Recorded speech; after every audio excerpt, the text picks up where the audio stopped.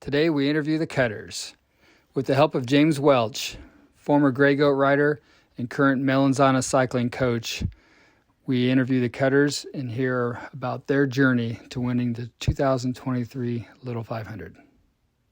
Back here with Peyton Gaskill, the captain of Cutters. You're in green today, and when you spoke at the Traditions of IU a couple weeks ago, you said this team is united by what it's going to take to do to win. That begs me to ask the question, what's going to take it to win today? Yeah, well, it's going to take everything we've got, but we've been putting in a lot of prep work throughout the year, especially for Torin and I, the seniors. It's been a long 4 years, and we've learned a lot of lessons in the last 2 races, and we're hoping to bring it all to today and make it count. What do you think is one of those lessons that you learned, especially with the win today, that's going to help? Yeah, well, the win can certainly be your enemy or it can be your friend, and you kind of have to convince the pack to take the win for you and make sure nobody's getting a free ride off of you. Last question I have, you spoke at that Traditions of IU, and you said you're most looking forward to taking that victory lap. What would it mean to take that victory lap later today? It'd mean everything. I mean, especially, like I said, Torin and I, seniors, it's been a long time, especially coming out of COVID. Little Five's been in my life for a long time, and especially being a part of Riders Council, and thanks to the Student Foundation for keeping this tradition alive. I'm really hoping to be a part of it and, enter our name into the annals of Little Five history. Awesome. Well, good luck today, Peyton. Thank you. Here we go. 2 turns left. Cray Maywar in the lead. Herp's on the outside. Pitt's on his outside. What will it be? The checkered flag is ready. History. 15. A sprint to the finish, and Cutters adds further daylight in history. Thanks, Jack, here with the champions, Cutters. For a 15th time, you won your pole position. You didn't lead that much, but it didn't matter. How does it feel to win the 2023 Little 500? You know, you see at the end of a lot of races, teams have an explosion of emotion, and I didn't think it'd be that intense, but 4 years, man. It's a long time coming. And, shout out to Gap, great race. They gave us a run for the money, but I had complete faith in Torin to finish that race for us. We all came together, made it happen. It's awesome. And your coach just put a ring on you. What does that mean? I've wanted one of these for a long time. It's awesome. That's all I can say. Well, congratulations. Go enjoy with your team. Congratulations, Thank 2023 champions. Okay, in this episode of the Trophy Dash podcast, we get to interview the Cutters, 2023 Little 500 champions. But today we have a guest interviewer. I asked James Welch if he could interview us, so I could be on the other side of the camera and a microphone. James rode for Grey Goat. He's coached Melanzana to 2 victories. He's very insightful about Little 500, curious, and I thought he'd be a great person to ask to interview us after winning this year's race. So, James, I'm going to turn the mic over to you, and let's start this episode. Sounds good. Thanks for the introduction, Jim. And first off, congrats to you guys. Got to feel pretty good to get back on top of the podium. Thank you. So, yeah, nice. So I think maybe we'll just start off with introductions of everyone on the call. We have quite a few people. So you guys want to walk through that, and we can get into background on the team and then dive into the race, how it was won. Sure. My name's Torin Kramer. I'm a senior on the team. Been on the team for all 4 years, and I've raced 3 races. Yeah, my name is Peyton Gaskill, also a senior on the team. And then I'll pause for 1 second. Can we also get how you guys joined the team? I feel like how people join independent teams is always very entertaining. So, yeah, if we could throw that in there as well, that'd be great. Sorry about that. All good. I'll start off.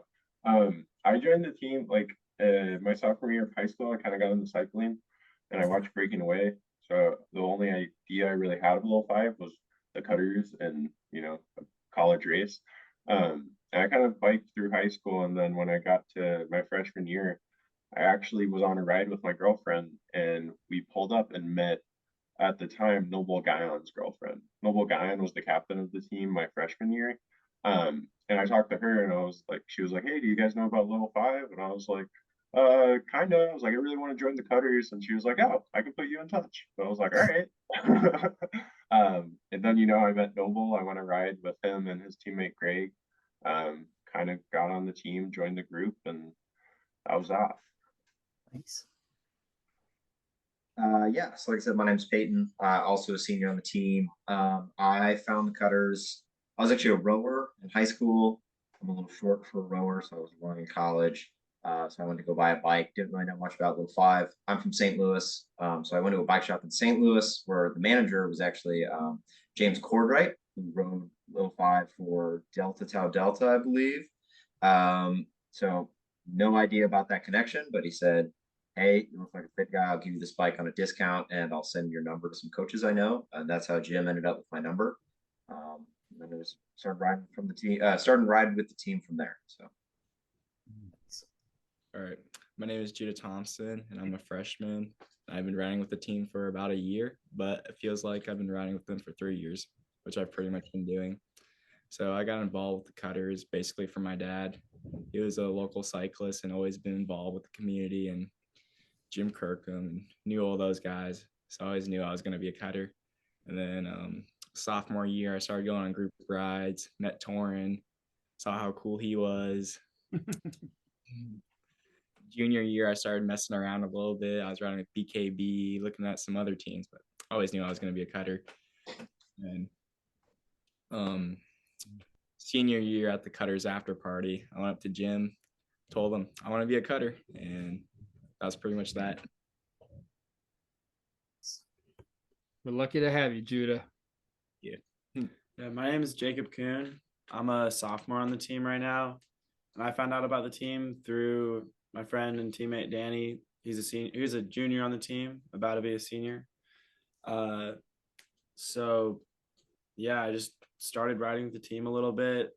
It was not serious at all. I was kind of just like, this is cool. I guess I'll just go on this ride. And then gradually one ride turned into like doing these workouts with the team, and then like growing with the guys over the past 2 years to now I'm at a point where I'm about to be a junior, and I'm like this team all of a sudden is now like what I'm most passionate about in life, which is awesome. That I've like grown from being like, yeah, I guess I'll hop on a ride, to now I'm like, this is awesome,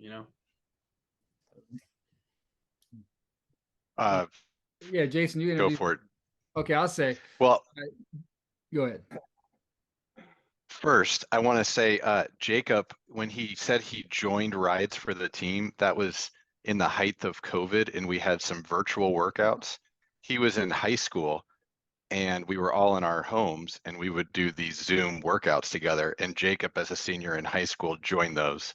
And he'd be this guy like off kind of back in the corner. We're like, who's this guy in high school joining all these weird guys? So anyhow, I'm Jason Fowler.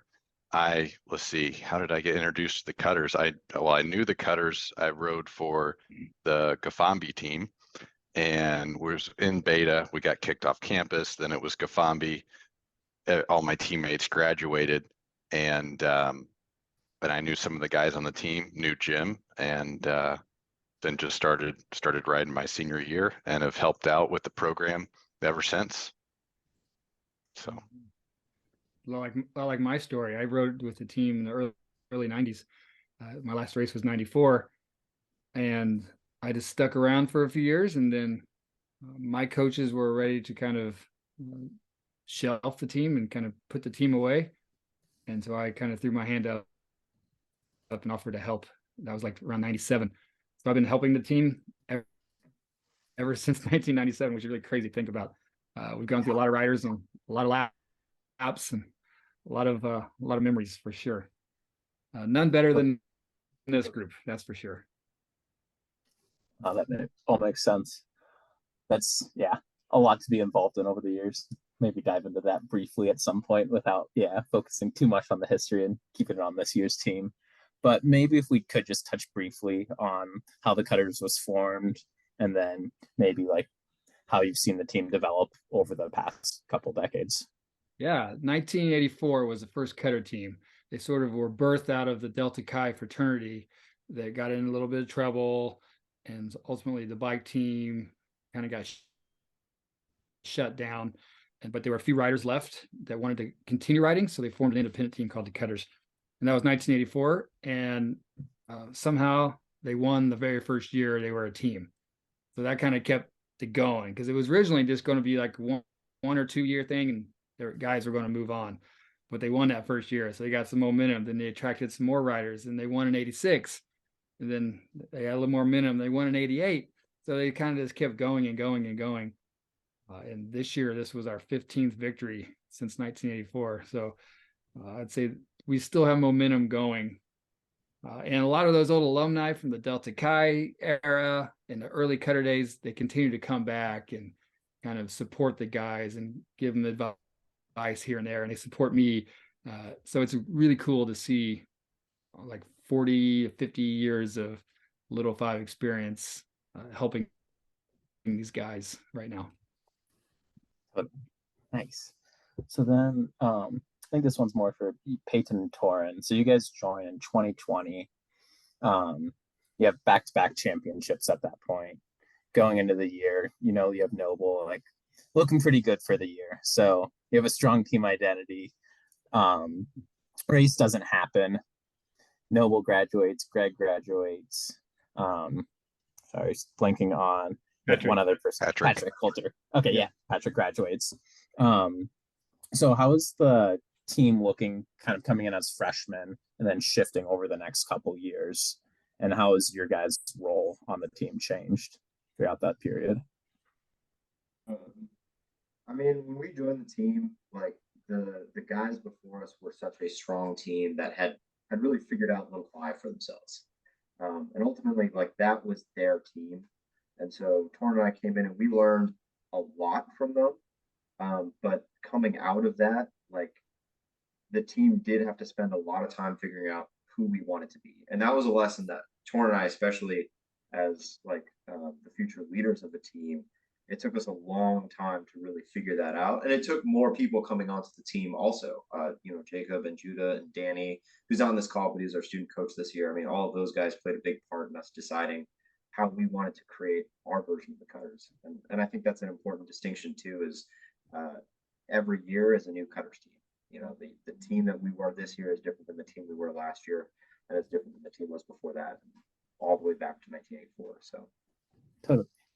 Yeah, definitely. I don't know if you have anything to add to that. Yeah, I mean, for me, it was just like the freshman year, we were rookies, so you don't do much except watch and learn and be a sponge. And Noble and those guys were great guys to do it under. I learned pretty much everything I know about Little Five from Noble. A lot of nights in his basement, a lot of nights doing whatever. And then, yeah, as Peyton said, like sophomore year, we were thrown into it. And we kind of just kept giving it our all. And I know I for certain like tried a lot of different things throughout junior year and even sophomore year and everything. And it's just eventually we got to senior year. And I know, especially for me, I was like after junior year, I like felt like a switch turned on, and I was like, we can do this. I was like, we got a good group of guys. We had some, Judah was joining on the team. We had Jacob, we had Danny, me and Peyton were starting to figure it out, and we really like just settled into our group that worked for us. But we did not know what we were doing. We started, we had no idea. And the fact that we managed to like finish on the podium in 2021, in a lot of ways was a combination of luck and perseverance, just what the race gave us. But I think getting onto the podium at the very least gave us enough spark to keep pushing for the next year and keep learning. Totally. So with that, like you coming and joining the team with 14 wins, the team knows how to win. As new people on the team, do you have that belief going into your first race that this is something you can get done? Or did that kind of develop after getting on the podium the first time? Or the second? I wanted to win really badly, and I really thought I could. I was a little naive in my head, and I think I was even maybe a little bit different than my teammates. And I definitely learned after I went through a race that year, and especially after junior year, that I was like, oh, there's a lot of things you need to take care of, a lot of T's to cross, a lot of I's to dot before you can really be ready to win. But I know for me, that's kind of just the way my brain works, I guess. We had a relatively successful spring series sophomore year, which I think did spark some confidence. I mean, Torin got second in ITTs, barely missed out on Oh, you stayed up there missing out. Yeah, I remember that. Second in team pursuit, which was quals for that year also. So, I don't think the competition was particularly fierce that year compared to maybe like last year and this year, but and we were fairly confident that we would have a shot, I guess. Totally. Thanks. And then flipping to Jason and Jim for a second. What was just mentioned was kind of like every year is a new Cutters team. And obviously you guys have to, I assume, find a way to keep the Cutters going and the Cutters trajectory of what you guys have seen, what the alumni have seen, and trying to keep success for the team, but also stepping back to give these guys room to grow and develop on your own. How do you balance that year to year? I can say that I talked a lot about playing the long game with these guys and thinking about their senior year and everything building up to this race. That first year after COVID, at the track, we just did a lot of laps. They did a lot of laps, a lot of pace line laps, a lot of laps, it's lap after lap after lap. Get to this year, we didn't have to do that many laps. Everything was more concise. Everything had a purpose. Everything was sharper. So we just really built the base, sort of a pyramid that first year, and maybe the middle layer was last year, and this year they got to the top. So, but you talk about a good point of letting them have their experience as well. And over the years, I've gotten better at that, of trying not to micromanage the team and kind of let them have their experience and their race, and maybe creating some boundaries here and there that they may or may not even be aware of, but kind of watching them and keeping them in some guidelines and maybe steering them here and there, but ultimately letting them kind of bounce back and forth and figure out what works for them. Yeah, you kind of need to, everyone's on a different development curve, right? Whether that's little five or life. And you kind of have to meet that individual where they are and realize that. And sometimes, Jim and I would throw things at, I'll pick on Peyton and Torin. We would throw some things at Peyton and Torin and they wouldn't pick up on it. And it's like, okay, we can't keep pushing because they're not there yet. And while we could tell them exactly what to do, we've both done that in the past and it doesn't really work out the best in the end. You got to let them, they have to be willing and want to go on that journey. And yeah, we make sure we keep the train on the tracks, and because sometimes it does want to steer off and you got to course correct. And so like live example with Jacob and Judah for this next year, we'll challenge them differently than we challenged them this year, and we'll ask more of them than we did this year, and we'll see how they react. From the rider perspective, it's like, I feel like this year I was not asked much, but I noticed that whenever I gave anything to the team, I would receive like a lot of appreciation back. And like feeling that in the past makes me move toward the future with this perspective of like, just like this love for the team. That's like the love for the team, like any relationship just develops the same way. And it's awesome when you have a full team of guys who are doing it, because then you can do it together, which is my favorite part of it. Totally. Yeah, I think I was in Bloomington for a couple of days over spring break and saw you guys when you're hanging out with Melons on, and just that love for the team really showed through of how well you guys got along together, just hanging out that evening, and it was cool to see it build up through the year. So that's great to see when teams do get to get along well and develops and ends up with a win at the end of the year. So speaking of that win, we start maybe talking a little bit about, so you guys are leading up. So you won quals, as you guys talked about in your earlier quals interview, did a lot of exchanges earlier on this year, trying to really get that win this time. Anything else in the lead up to this year that you felt maybe shifted a little bit with the training? I know, Jim, you just mentioned weren't doing a lot of laps this year, but yeah, any changes you saw? I'd say, I mean, at least for Torin and I, like compared to last year, the physical training was not that much. Like Torin and I went into this race bare percentage points faster physically than we were last year. But the biggest difference was all mental. and there's so much more mental preparation, and even just emotional preparation that went into this race in terms of being able to take it with confidence and know exactly what you're going to be able to do, and also just trusting the guys around you. That was something that we did not have in force last year. We spent a lot of time developing this year.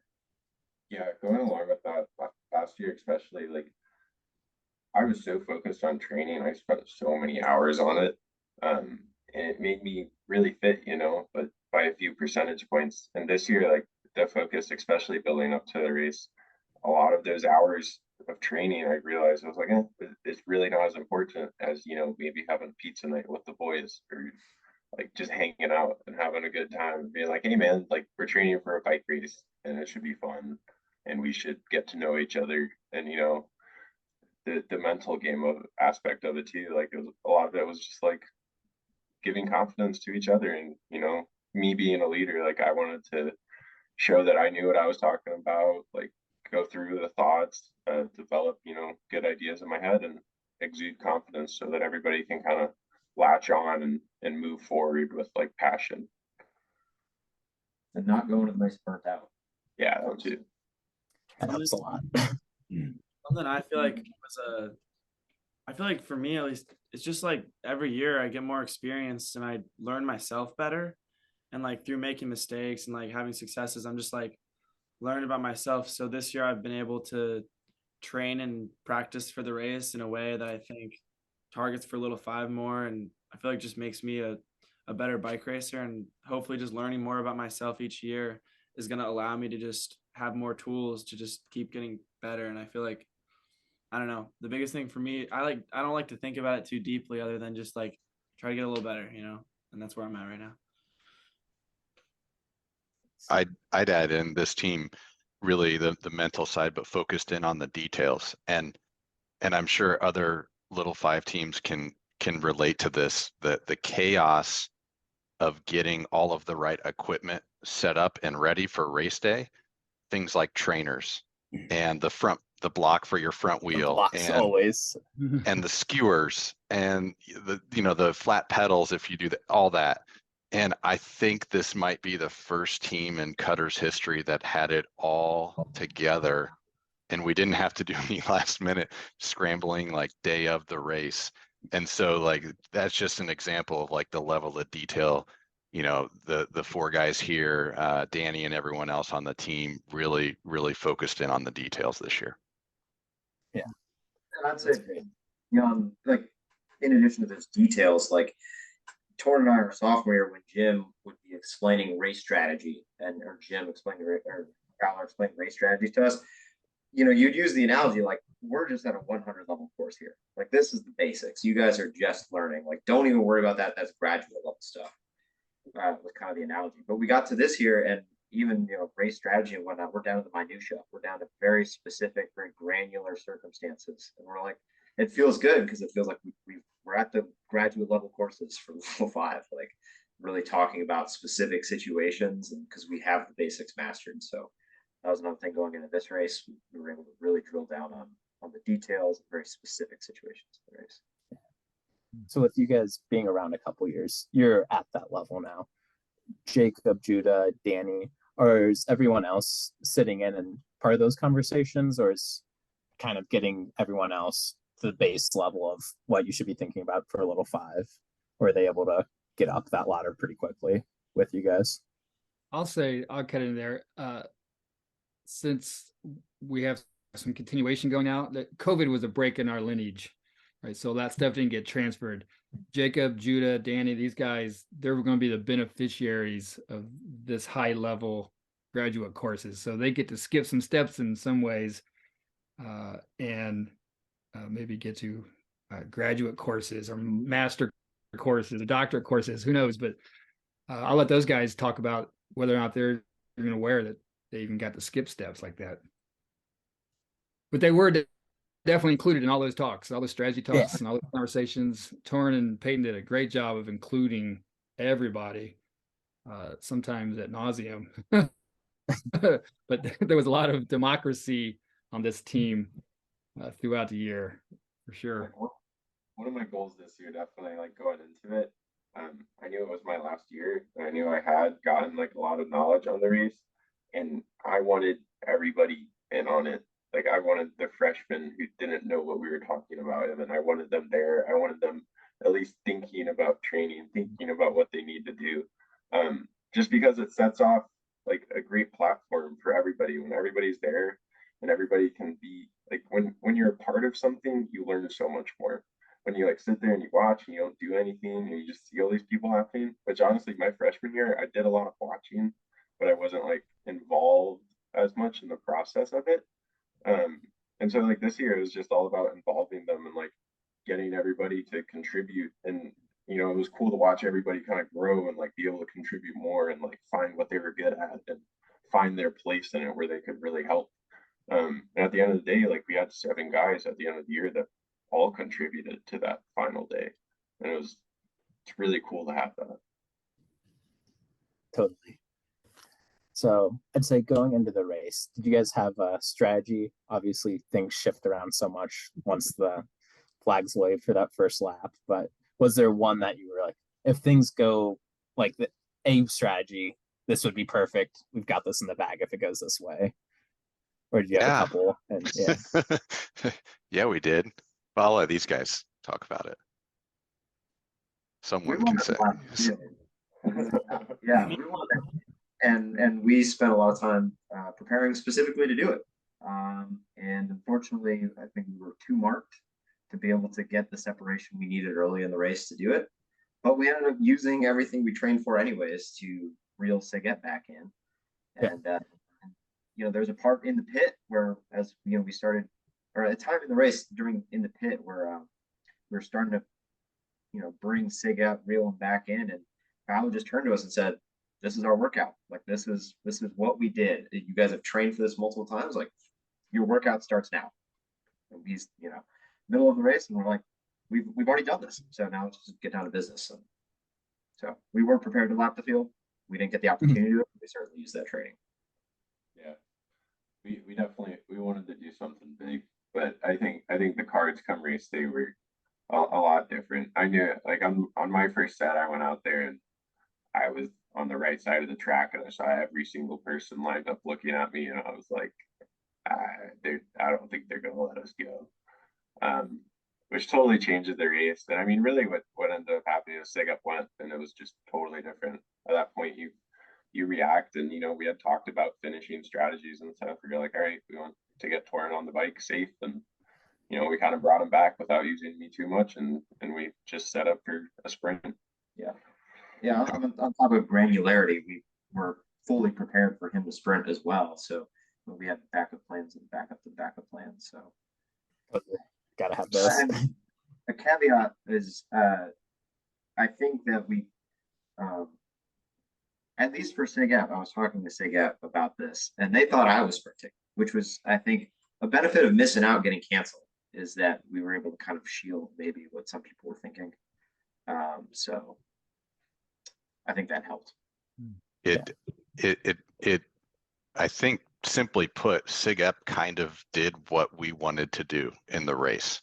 They followed a series of exchanges, keyed off us, then they win another one with FISI, and then they kept going, and that's what ideally we wanted to do. So yeah, it was and when they did that, alarm bells were going off because they got that gap very quick. They have a lot of speed. They're deep. We know that team very well. So that was things quickly changed. Yeah. And that was, at least from what I remember watching the race, one of the few exchanges that you guys actually kind of brought a burn into it. And then you guys are following Delts, and then they followed, you. Was part of your guys' exchange strategy to keep people from being able to follow your burn, and then you can kind of pop back in the pack, hopefully a little easier with the pack going slower?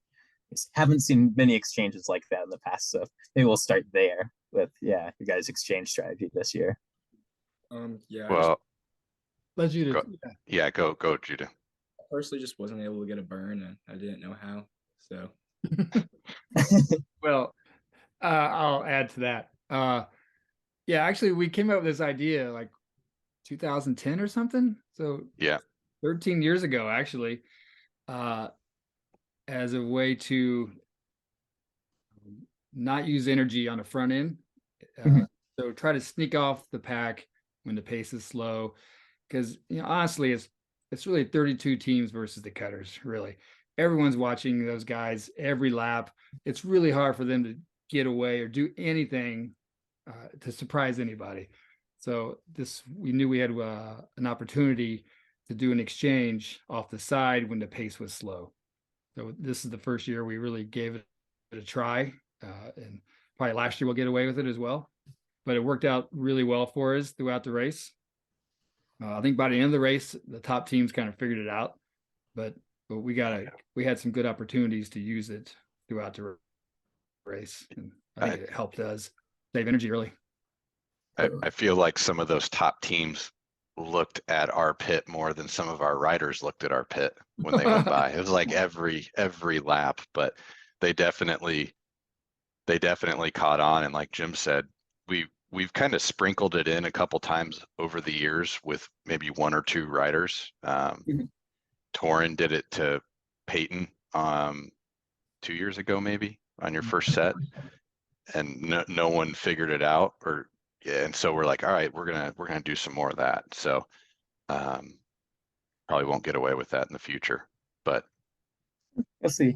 They're pulling out the front, but yeah, I think those are a fun way to shake things up. And it was funny, I was actually talking to Melanzana this year in regards to the race that you guys didn't win, unfortunately, but 2016, when you were trying to get the bike out to Trevor at the end, and we were talking about, I was like, oh, if they had just pulled off the side off the back, maybe that's how they could do it and get in their sprinter sooner. And then seeing you guys do it this year is just very funny. That was the first time we talked about it as a team, and then a couple weeks later, like, oh, they're doing it. So yeah, it was kind of full circle in our pit seeing that happen.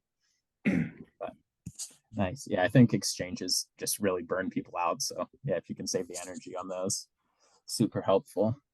So maybe if we reel back a little bit in the race, so like lap 38, Sigep goes down. Does it cross your guys' mind to try to lap the field at that point, or is it a little too early? What's going through your guys' heads at that point? So when Sigep went down, I instantly just went, saw Fowler in the pit, knew it was time to go, talked to Josh right next to me, like, let's go. And we kept it hot for like 2 laps, and then it started dying down a little bit. And part of me wishes that I just kept on going, making it harder for them to catch back on, but it worked out. Yeah, you guys ended up first, so I'd say it worked out pretty well. I think as far as like a real strategy there, like it was, an opportunity to pick the pace up and punish the team, but it would have been pretty forced if we had tried to go for anything there. And we were really trying to avoid forcing this race.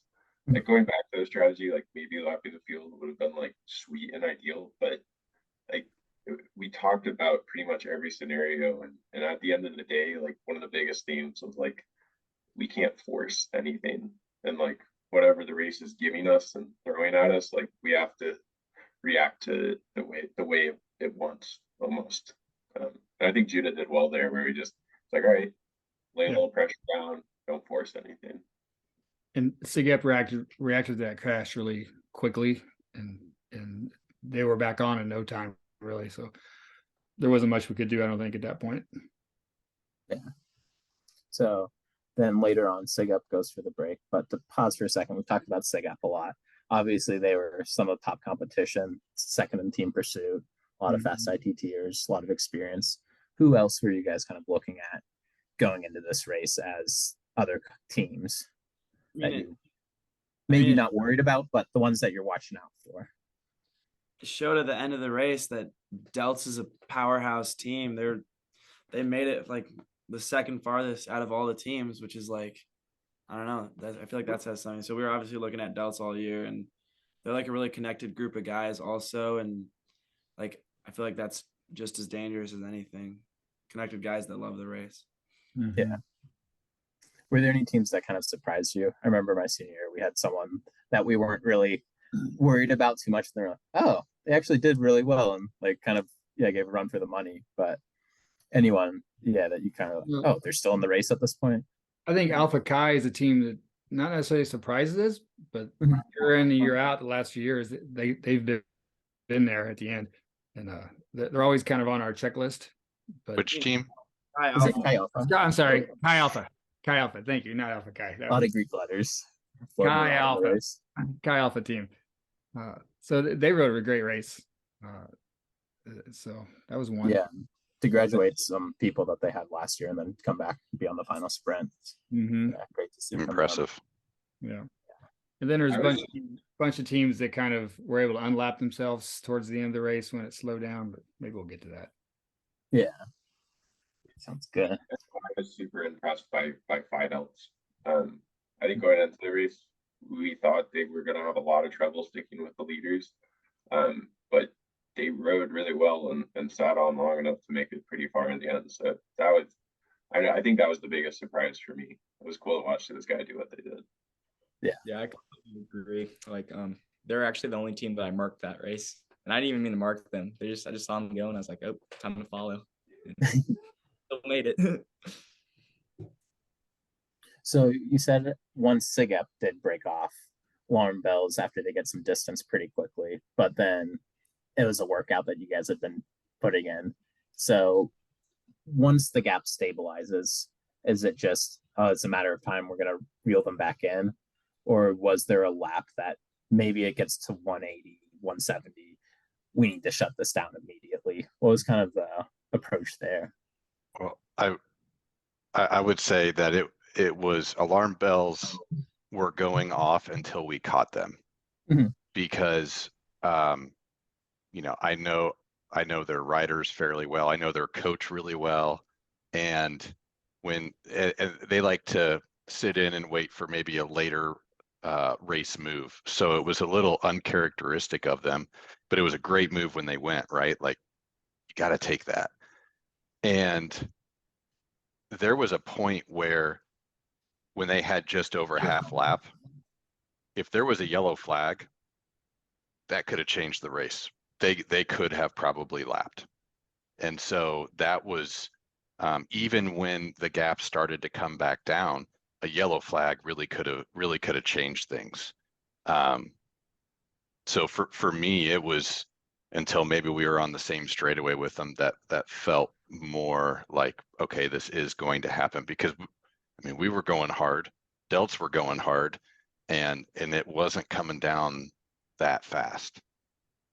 So I'll let the other guys chime in, but I mean, the efforts were very hard. I want to say, like, for me, it really wasn't alarm bells, because I had a lot of trust in my teammates, and I appreciate Fowler's perspective there, because I wasn't really thinking about a yellow flag or like the dangers of those sort of situations. I just, like, as soon as they got point, I really saw it as like, all right, they're going to burn a lot of matches. And I, especially when Delts started working with us, like, I felt very confident in the abilities of our team and my teammates, and as well as like Chi Alpha and Delts throwing in there, Delts especially working really hard. Like, I didn't really get scared ever, because it felt like we had it under control at all times. Probably the scariest point I remember was like when I got on the bike, and I think I remember hearing the announcer say like 26 or 27-second gap, and I was like, all right, we need to go. And after that, it felt pretty calm to me. Yeah, I mean, seeing how fast they were going through their rotation compared to how fast we were, and based on the lap times I knew that could put out in the workouts, I was fairly confident that in a war of attrition that we would be able to outlast Siga. And things were getting a little hairy for me when I saw Siga had caught up to FISI and SAE, and Carson was basically giving them a tow around the track. And I was like, okay, we're on the front by ourselves for the most part right now. And Sigup's just getting a pull. So I was like, okay, now we're fighting uphill. That was probably the hairiest moment from my perspective. Yeah, to go off Peyton, we could see they were doing 4 lap sets pretty much, and most of the time teams get fatigued when they don't get enough recovery. So we felt like it was a matter of time before the gap would start to come back. Now, I had no idea it would be 80 laps really, or however many it was. It was quite impressive that they stuck out there that long. But the women's race the night before, like same kind of scenario, right? So we talk about often the men's race mirrors the women's race in so many different ways. So we had that in our mind. That was fresh. Like, let's just be patient.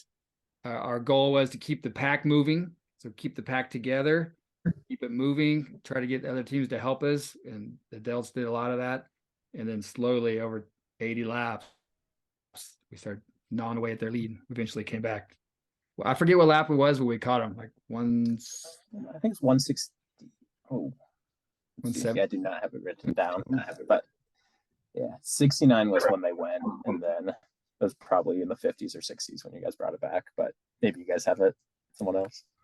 150 something, I think. Yeah. And then it was a new race. Yep. Yeah, it felt like that too. Yeah. Crowd got energized. We got energized. We sat Torin on the trainer. Oh yeah, he was on the trainer for looked like the rest of the race until yeah, last couple laps. That was a big goal. That was a big goal this year, is to make sure Torin got to the finish of the race rested, like, with at least 50 laps of rest in his leg. And that's so different than last year. I was in last year's race, so I remember seeing Torin in the pit. He's like sitting there, not talking to anybody, having to do so much work. Just like the whole race, it almost feels like he's trying to do it himself, because we keep bringing him the bike and he's off the back, and then Peyton will do a killer set. We'll go really hard and gain some ground. And I don't know, that whole time it feels like, and then the difference in this year's race is Torin was sitting on the trainer for like 60 laps or something leading up to the finish, just looking at his teammates like, hey, you guys got it. I'm gonna just chill here if that's cool. It's just a different team, and that's still really awesome to me. Danny was looking at me, our student coach, the whole time. It was really fun because he was like sitting there. He's like, "Man, you've been here a long time." He's like, "What are you doing?" Like they're letting you rest too long. That's awesome. So with like last year, I believe you guys did go for a little break towards the end. This year you bring Sig-Up back. Okay, maybe not. So yeah. Let me know if I'm wrong on that one. But it seemed like you guys were off the front for a touch. Last year we were off the back with like 10 laps to go. Okay. Yeah, might have to catch back up barely. Jumbled in my head. So maybe when you guys bring Sig-Up back, is the thought immediately, let's get Torin rested for a sprint, or does it cross your mind, maybe let's counterattack right now? We talked about it. Yeah, I think we were still trying to race the race that was evolving. And then there's a crash, and then there is some more separation. So we were still trying to be in the moment and race whatever race came to us. We had the tool in all of our heads. We know Torin was like a tool. We knew he could win the sprint at the end. So it's like, if that's in the cards at that moment, we're gonna set him up for that, and that's what we were able to do. Yeah, I think finishing was definitely a big strategy there, but like with the nuance of, if the race gives us an opportunity somewhere, we may be able to do something. And in that case, I'm ready for it too. So I think it was really similar to the rest of it, where it's just like whatever the race gives us, we'll be there for it. Yeah, that makes sense. So yeah, shortly after you guys do bridge back up, you have that crash at 164 with Fiji rubbing your guys' wheel. Pace picks up again, and then I think it's more or less Delts ends up catching back. Is there any thought crossing your head of like, let's take Delts out of the race at this point, or let's stay fresh? Obviously, you're talking about how the race gives what it gives and work with it, but yeah. I was definitely trying to punish the Delts. At first, I thought I was just gonna be myself, but Drew Gavette caught back on my wheel, and I looked at him, told him, let's work together. Delts are off the back, and that's what we were doing for about 6-ish laps, maybe a little bit more, a little fuzzy with the racing, but yeah, we're working together pretty well. But I think it was Blake and John Peterson who just did a killer set to catch back up, and they got us. It's because me and Drew started doing some cat and mouse at the end, trying to shake each other off, which definitely slowed things down. Totally. How was for you, Judah? You've done some racing in the past, going into your first little 5. Did you feel the riding was different, or do you feel like there's enough prep going into the year that getting on the bike that first set is easygoing? Not easygoing, but you knew what to do. Muscle memory at that point. Yeah, I've done a lot of racing, like World Tour racing, velodrome racing, crit racing, control racing, and it was completely different. Like, so different. Wasn't prepared at all for what it was going to be like. First set, I was like, "What is this?" And I was panicking a little bit, especially seeing Sig up the road. I just didn't really know what was going on, and I was also just like, I was scared. Just mainly with riding with everyone, but throughout the sets, I just started feeling comfortable. And I think my best set definitely was my last one with Drew. I actually just had so much fun with it. And going into next year, I feel like I'll definitely be more confident and ready to actually perform to my best ability. Totally. So then switch. You don't know what little 5 is until you're in little 5, right? You think you know, but it's a lot different than climbing up Bean Blossom Hill fast. And it's such a unique event, but you have to go through it to figure that out. I feel like you can watch all the race tape you want, but until you're out there doing it, it's pretty different. Talk about Judah. We try not to give Judah too much responsibility either. Like, we knew he's a really fit cyclist and great road rider, but we try to give him a job that he could do, and he did a great job at it. So we tried to overload him with responsibility or pressure this year. Nice. How is that different than when you have a team that's completely new, and then you have to divvy out responsibility and you don't have a couple returners? We've had all rookie teams before. Yeah.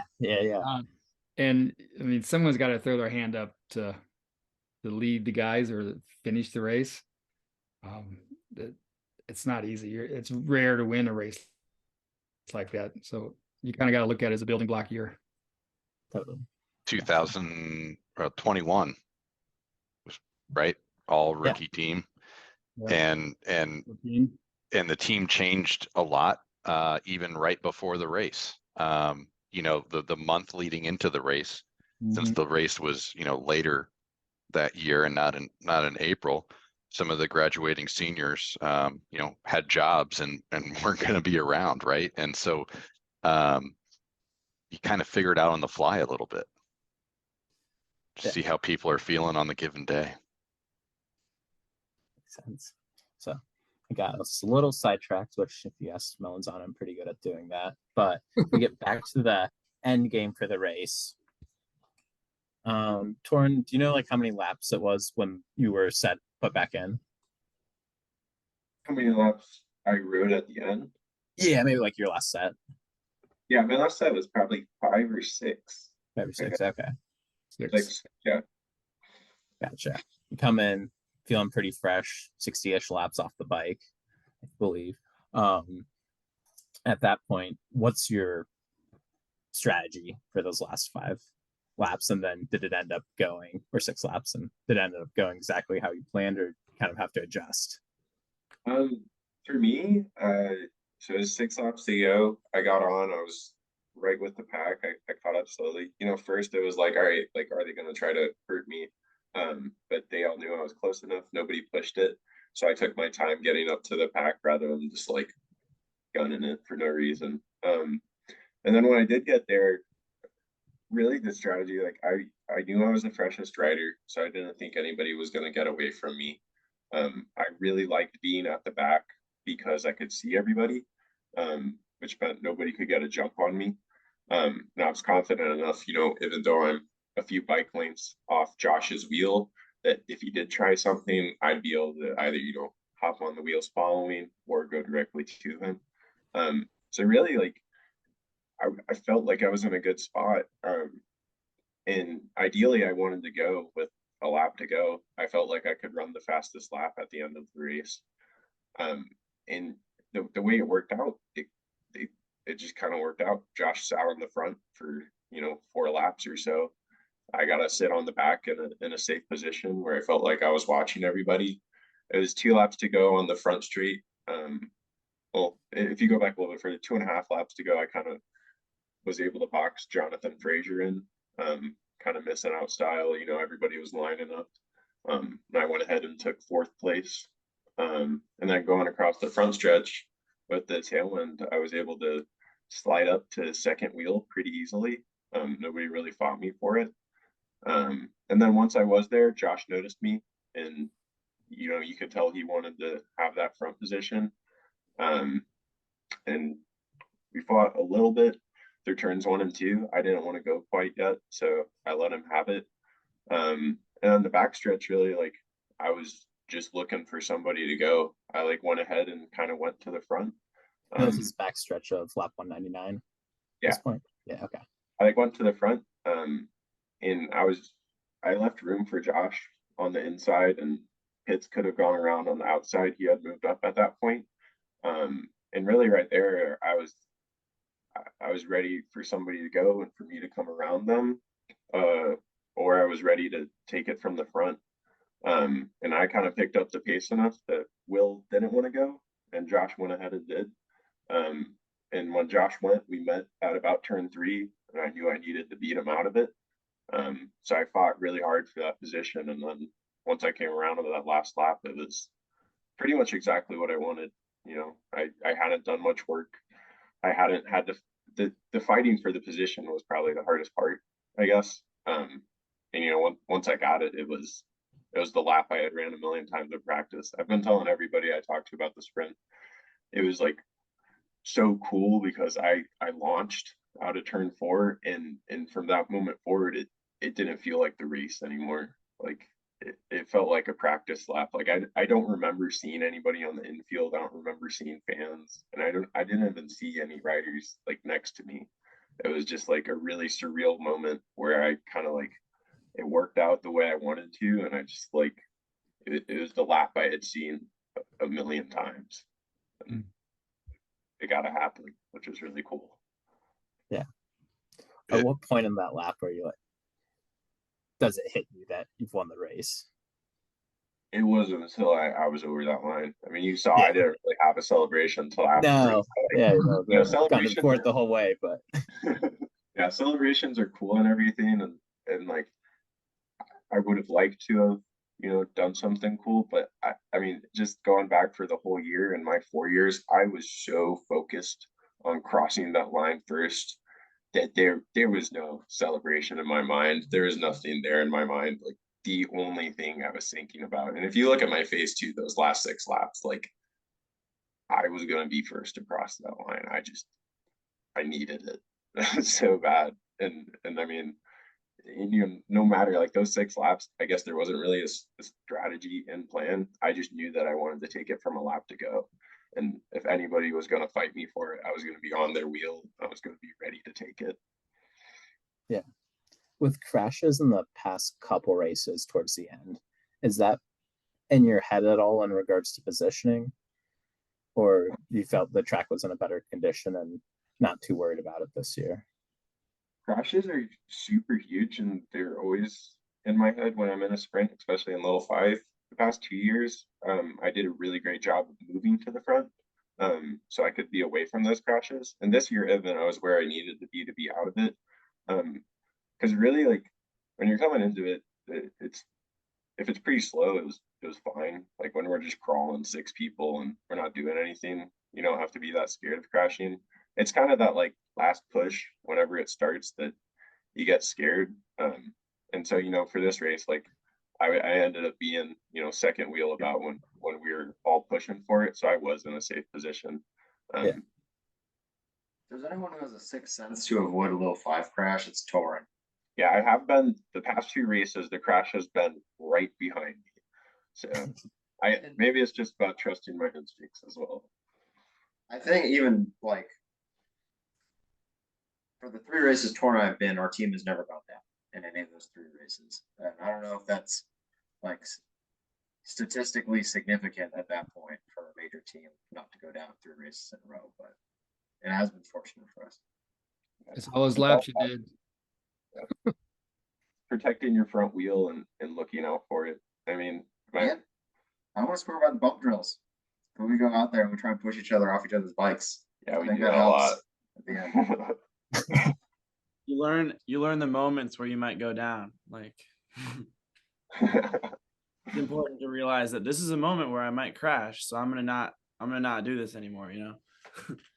Sometimes it takes crashing a lot too. I think all of us have been in plenty of crashes off the track. You get enough of them, you're like, I'm not gonna do that one again. One thing on the end there, either Torin doesn't remember it or he's being humble, probably the latter. He actually verbalized to me and others exactly what he was going to do, and he did it each lap and talked through it in very fine detail. And so when it was happening, it was really cool to watch, because it's like, there's 3 laps to go. No, he's going to be in the back because that's what he said he was going to do and what he wanted to do. And he took the lead right when he said he wanted to. He said he was going to coast through turn 1, I think was his words, and he did, right?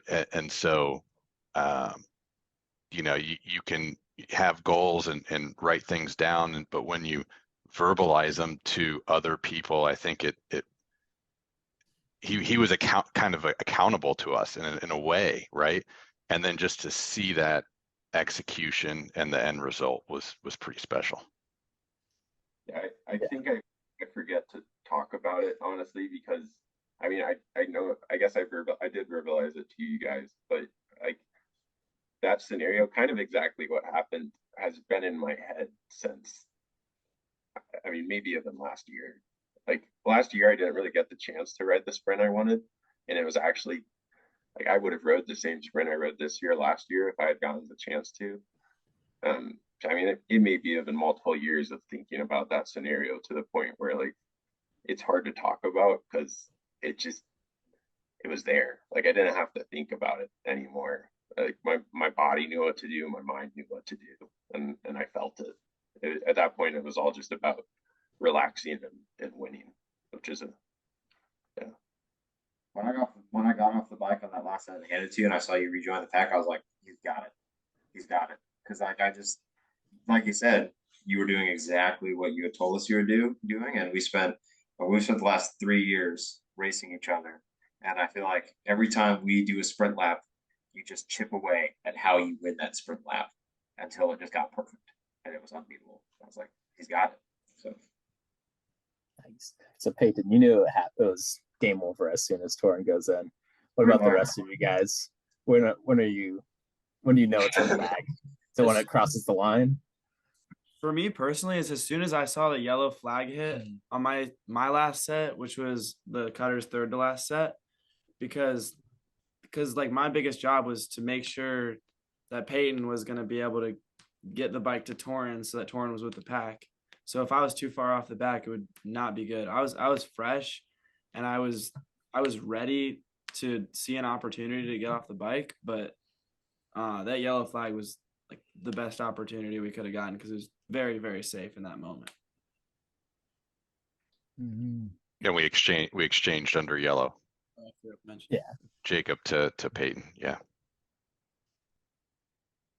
And then Peyton, he did your job and used some maybe some lap traffic to get your gap, right? Because the field couldn't get right on your wheel, which then set the bike up for Torin.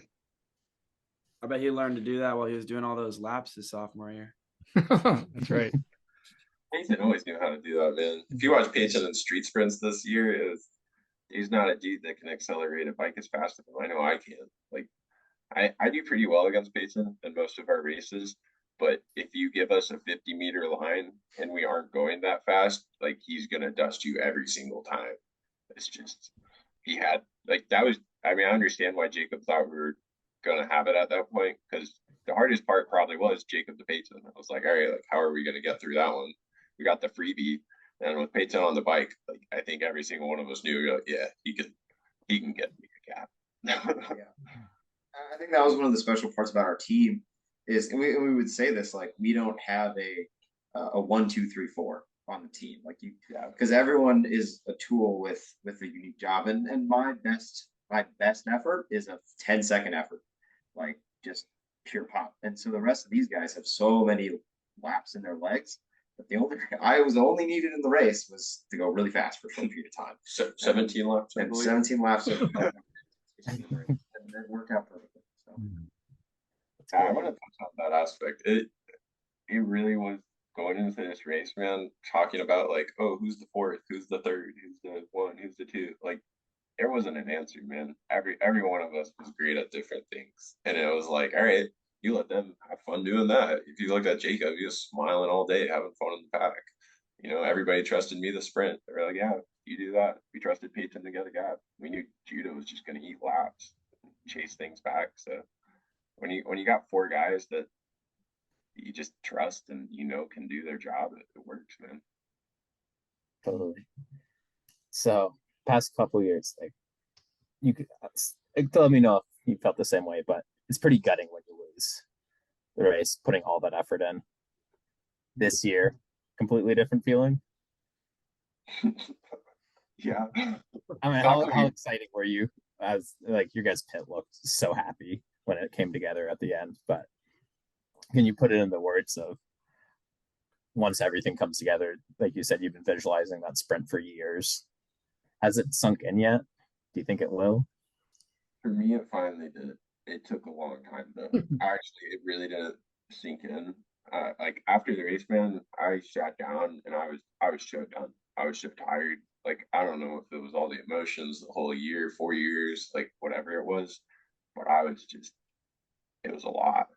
And you know, it felt cool. I didn't really feel like I had one yet, but it was like Thursday. We had like lunch together as a team. And Jim looked at me and he was like, "Hey, what are you doing?" Because I was sitting there and I was definitely a little mopey. Like, there's a lot of change happening in my life, a lot of like big things happening as it does this time of year. And he just kind of looked at me and like, "Dude, like, you did it. Like, come on."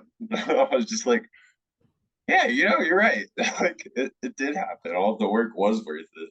I think it was just so surreal to like have it turn out that way. Like, when you think about that much, and it actually goes your way. Holy crap! And it's just, I don't think I can put it into words the way it feels. I know that when I lost my sophomore year, my heart broke. Like, it hurt so bad being second across that line. And I mean, that year, especially, and that loss was the fire that was in me this year. I didn't want to be second again. The pit was very excited. And, you know, I think we were really excited for our seniors who kept this team going. And I can't thank them enough for what they did, for sure. You know, every time we win a race, it seems to be for a different reason here or there. But that one was for those two guys, I think, in my mind, for those two guys who kept this team going. And when the times weren't very easy. And, you know, there's high expectations when you join the Cutters, really. But those guys joined the team, and I was proud of them for keeping it going. I was super excited for them to see them do it. Yeah, I'm kind of in the same boat as Jim. Like, obviously it feels amazing to have won that race, but like we were like, I don't know, I feel like I've learned so much from like all the people on this call just about like what the race is and how we should prepare for it. But like, after winning the race, for me personally, it just made it so I like finally unlocked this thing in my brain where I'm like, all right, I'm allowed to start thinking about next year now. That was the biggest emotion I had immediately after the race. Obviously the whole week after has just been like my confidence has been really high, which has just allowed me to like love life a lot, which has been awesome. But yeah, for me, the main thing was just like that, like unlocking in my brain, which was awesome. Judah, first year in Little 5, 1 win already. How's that feel? Came on a great time. Definitely wanted to do it for the seniors and got to carry it on for the next 3 years. And feeling confident that will happen. Jason, Jim, you guys have been involved with the program for a long time. There's races you win, races you lose. how do you kind of balance that of you're not going to win every race? That's obviously like you want to, but coming out of the season with a positive attitude regardless, and then maybe a little more positive when it is with the first place trophy. How do you kind of balance that mentally year after year? You know, we have had some riders come through the team and they haven't won, which statistically is pretty rare, actually. And that some of those guys still come back to the race. Most of them do, and they still find ways to give. So I know we're doing the right thing, and I know we try to celebrate the highs and the lows the same. Right? We try to treat them the same, and really put emphasis on the work, the journey, the path, the evolution of a human, and the growth that we all go through in life, especially those ages of 18 to 22. You know, a lot of growth going on.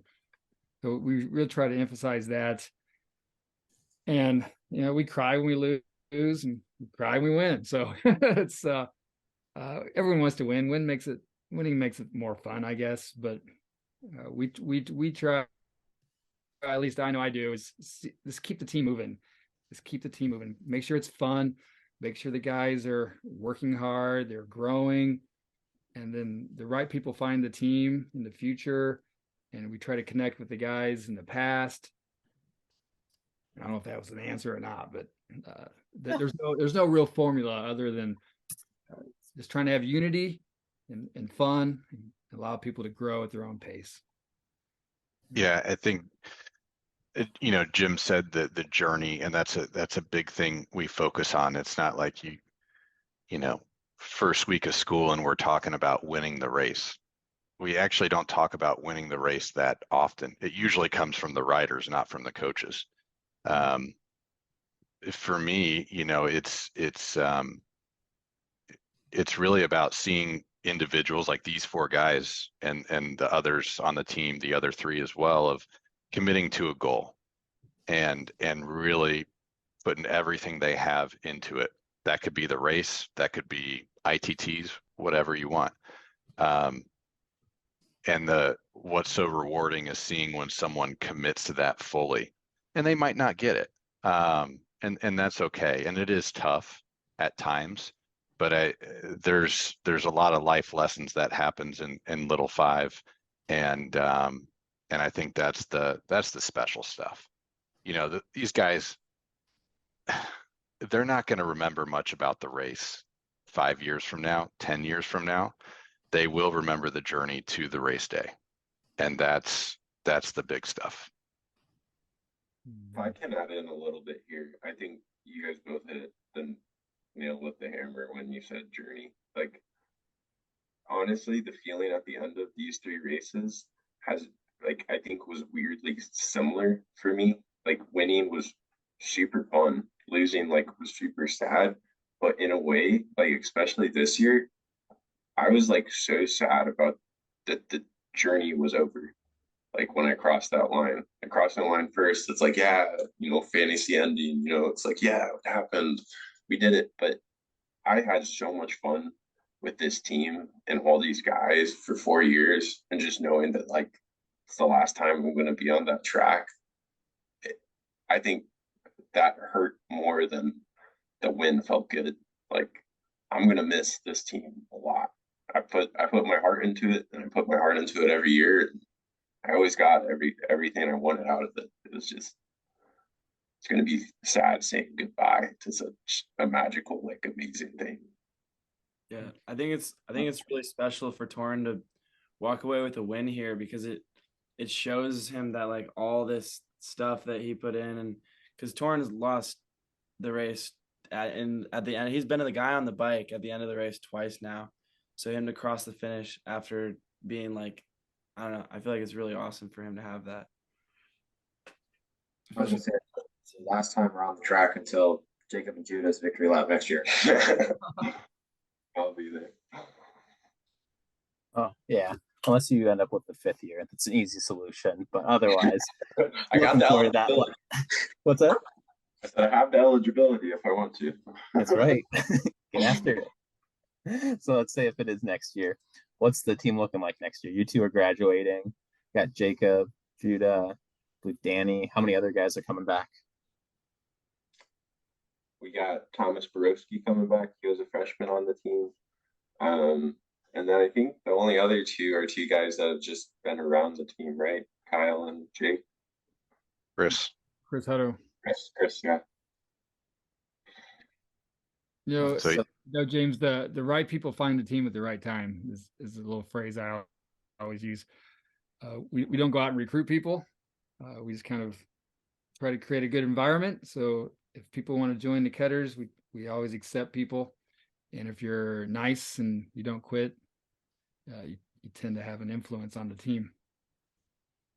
So the team will be fine. We're in a great spot. Team's very healthy. Yeah, I'm not worried about you guys having an issue next year, but I was more so curious. Yeah, how's the team? I'm assuming pretty excited for next year. A couple of returners was more so where I was gearing that towards. Yeah, it's gonna be a very different year, and I feel like we're ready to just learn along the way. Yeah. First, we're gonna have a nice, fun summer, just racing velodrome, racing crits, and just bonding with each other. Mm-hmm. Nice. Think you'll be able to get most of the guys out there doing that? Oh yeah.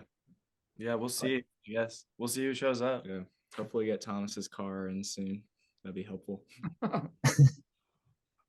That's great. Well, yeah, I think it's just been really cool to see your guys' team over this year, and then actually hearing it from you guys, the passion and the excitement for the team, and as you said, Jim, that journey. And I think it's so key to focus on that, since not everyone does get across the finish line first, and knowing that it is about the journey. So I'm glad that you guys keep that front and center throughout your years on the team.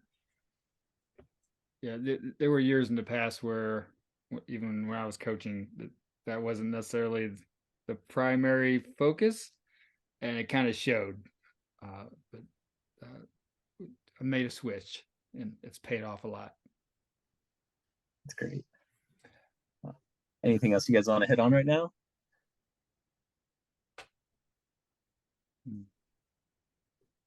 I think this was a great summary of the race. I appreciate you taking the time, James, to kind of facilitate this conversation. It was wonderful. No problem. Thanks for the invite. Yeah. Thank you so much. Let me ask Peyton and Torin, though, what advice would you guys have to rookies that join the Cutters going forward? Rookies. Be a sponge. Be a sponge. That's the best advice. But try your hardest and don't be hard on yourself. If you're doing your best every day, and you're given the time that you want to give to the team, then you don't have to worry too much about the results or anything. Like you'll get to where you need to be eventually. Sometimes it's best just to let go and see where it takes you. I think the other thing would be stick with it, and one day the team will be yours. And when that time comes, you get to decide what it means to be a Cutter. So. All right. Well, thank you, everyone. This is great. This is special to me. Thank you, James. Thank you, all you guys. And that's it. Wrap it up. All right, thank you, guys. Love all you guys. Love you guys too, man. Thank you. Thanks, guys.